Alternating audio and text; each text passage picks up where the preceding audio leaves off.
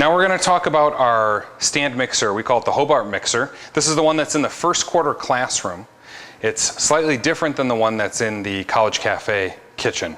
So we're going to set this up first as we would if we were making pizza dough, although we can choose a dough hook, a whisk, or a paddle, as we can with all the other stand mixers. This time we're going to choose our dough hook and our work bowl.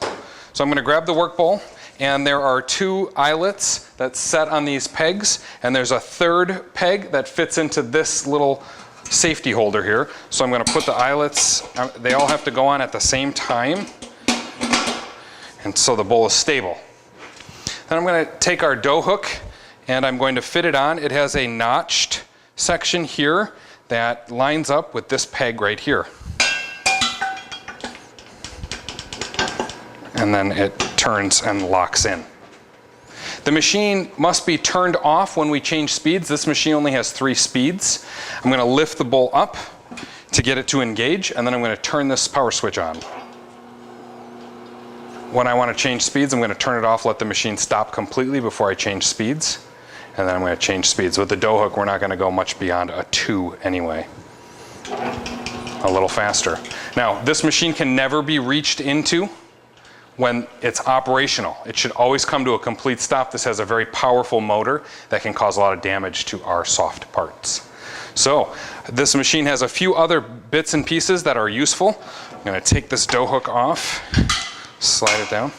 It's got 2 other bits that are useful. The next piece of equipment that we'd like to try to demo here is the shredding and slicing blade. This is a housing that we use. We're going to put this on first. This goes in the same manner that the grinder does. First goes all the way in, and we're going to lock this down. This guy lines up and then slides around so that all of the little nuts lock into place. There we go. This fits in, lifting up the pin. The cover now slides on, lining up all the pins. Shutting here. Now we're going to run this machine for 1 second, and the way I generally like to do this is I pull a stool over. I pull a giant container over so I don't get too much spray out of my outfeed here. This is where things go in. We're going to do a block of cheese in here. I'm going to turn the machine on to a fairly low setting, and then I'm going to put some cheese into the feeder. I press down and out comes the grated cheese. The machine cleans up in an obvious manner. We're going to remove the whole housing here.